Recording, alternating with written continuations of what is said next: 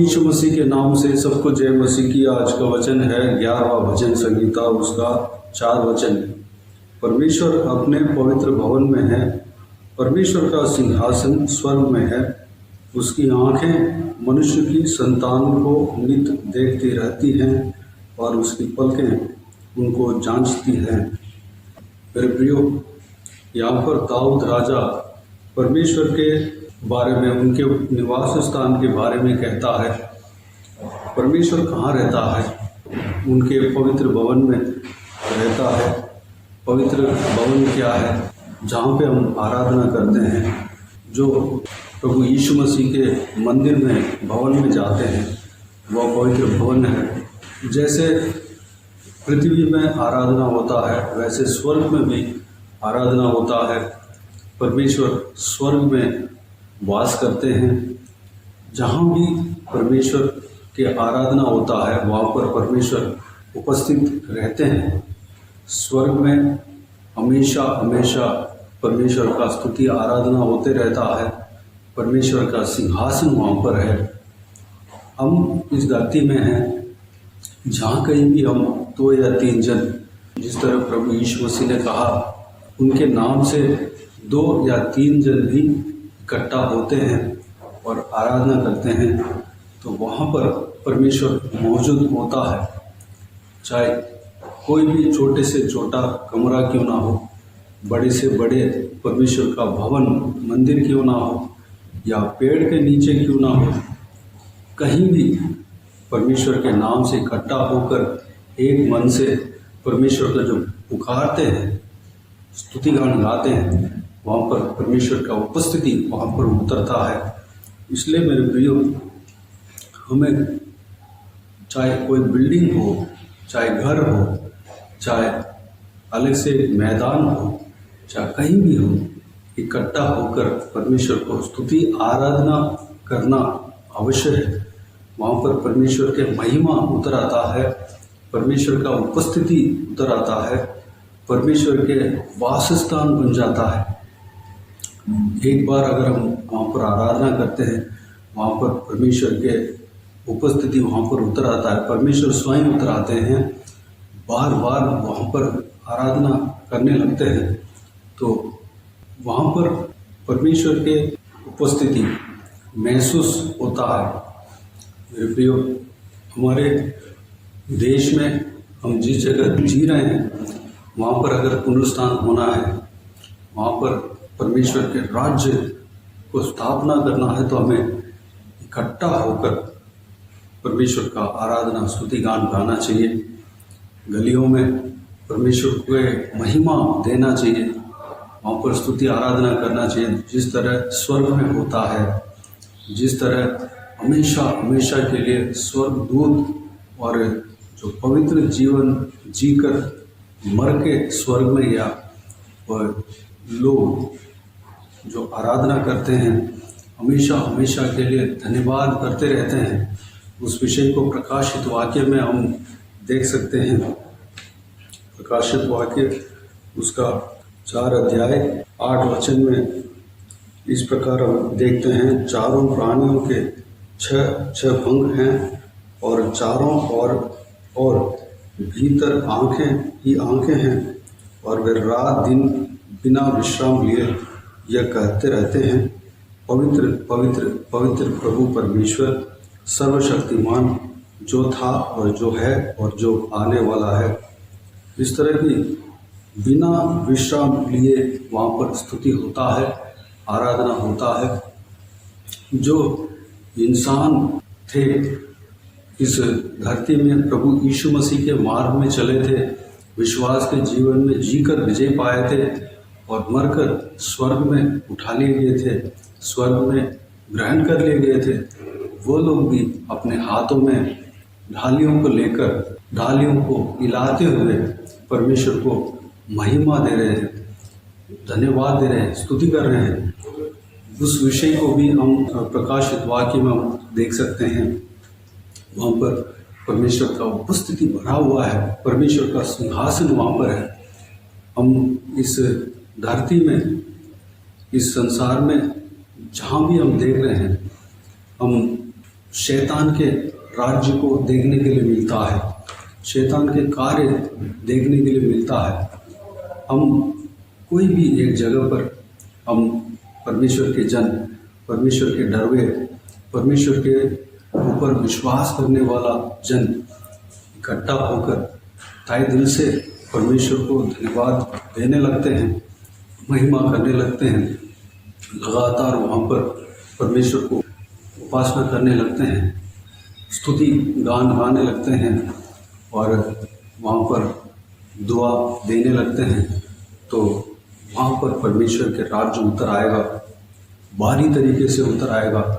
परमेश्वर स्वयं वहाँ पर रहेंगे, वहाँ पर परमेश्वर के सिंहासन का स्थापना होगा, परमेश्वर वहाँ पर उपस्थित रहेंगे। मेरे प्रियो, हमें इस तरह हर जगह हमें करना है, चाहे हमारा घर हो, चाहे हमारा वर्क प्लेस में क्यों ना हो, जहाँ भी हमें लगता है कि यहाँ पर आराधना होना चाहिए, वहाँ पर बेझिझक इकट्ठा होकर 2 जन या 3 जन मिलकर भी आराधना करें, प्रार्थना करें, दुआएं मांगे, परमेश्वर वहाँ पर उपस्थित रहेगा। शैतान के राज्य जो है हटेगा। जहाँ पे रोशनी आता है वहाँ पर अंधकार अपने आप दूर हो जाता है।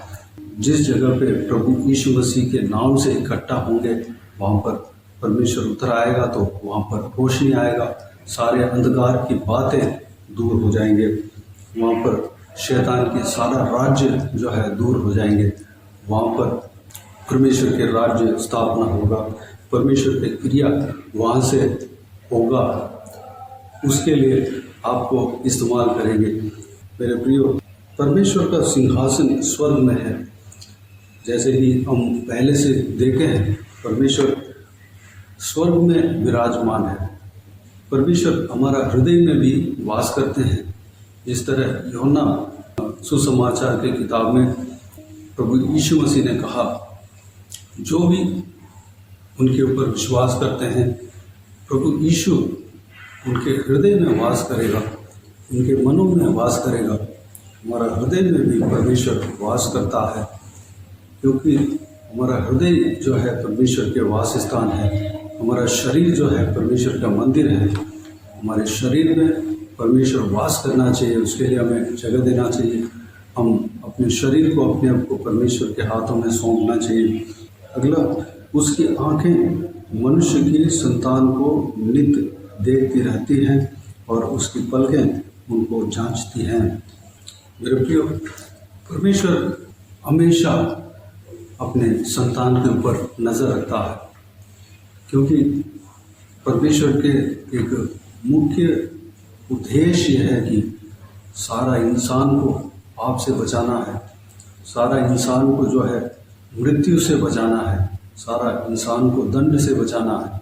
इसलिए उनकी आंखें जो है उनके संतान के ऊपर लगी रहती हैं, उन्हें बचाने के लिए, उन्हें छुड़ाने के लिए, उन्हें सुरक्षित रखने के लिए, उनके लोगों को सुरक्षित रखने के लिए, उनको आशीष देने के लिए, उनको भलाई करने के लिए उनके ऊपर लगी रहती है।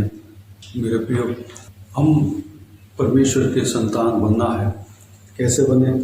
प्रभु यीशु मसीह के ऊपर जो भी जन विश्वास रखते हैं, परमेश्वर के आज्ञाओं को जो मानते हैं, वो परमेश्वर के संतान कहला जाते हैं। जब हम परमेश्वर के संतान बनते हैं तो हमारे ऊपर हमेशा के लिए उनकी आंखें लगी रहती हैं। हम जहाँ कहीं भी जाएं आएँ, परमेश्वर हमारे ऊपर नज़र रखते हैं, हमें सुरक्षित रखते हैं, हमें संभालते हैं, हमें आशीष देने के लिए चौकस रहते हैं, हमें उद्धार करने के लिए हर जगह, हमें चलाने के लिए, हमें भलाई करने के लिए, हमें तरक्की देने के लिए परमेश्वर हमेशा हमारे ऊपर नज़र रखे हैं, तैनात हैं, हमेशा हमारे ऊपर नज़र रखे हैं। मेरे प्रियो, परमेश्वर के संतान बनना है, परमेश्वर के उपासना करना है, आराधना करना है। हम परमेश्वर के ऊपर भरोसा रखे हैं। हमें किसी भी चीज़ के ऊपर डर हमारे अंदर नहीं होना चाहिए। परमेश्वर हमें संभालेगा, हमारे ऊपर परमेश्वर नज़र रखा है, इसलिए हमें कोई चिंता करने की आवश्यकता नहीं है। परमेश्वर का राज्य को स्थापना करने का काम हमारा है। जिस तरह प्रभु यीशु मसीह के वचन ने कहा, जहाँ भी हम स्तुति आराधना करते हैं वहाँ पर परमेश्वर का उपस्थिति उतर आता है, परमेश्वर के सिंहासन वहाँ पर उतर आता है। हमें कोई भी एक जगह नियुक्त करके वहाँ पर स्तुति आराधना जब हम करेंगे, परमेश्वर वहाँ पर उतर आएगा। प्रभु यीशु मसीह के नाम से जहाँ भी इकट्ठा होंगे वहाँ पर परमेश्वर के सिंहासन उतर आएगा, परमेश्वर की उपस्थिति उतर आएगा।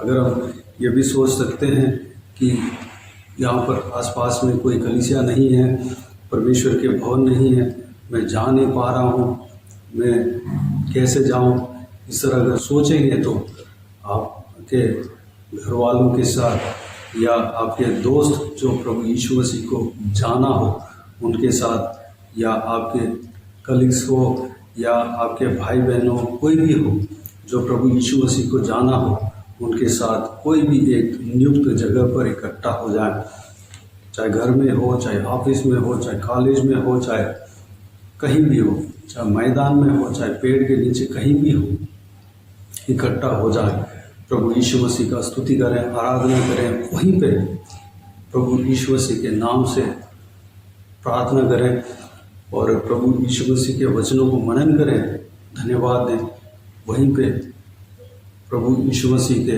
उपासना करें, दुआएं मांगें, इबादत करें।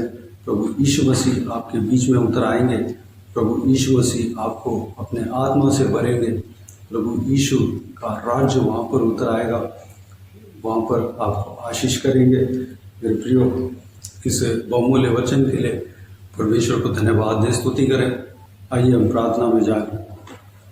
स्वर्गीय पिता दयालु परमेश्वर, आपको धन्यवाद देता हूँ आज के इस आपके बहुमूल्य वचन के लिए। आपको धन्यवाद देता हूँ परमेश्वर, बीते हुए दिनों में हमें संभाला, बचाया, सुरक्षित रखा।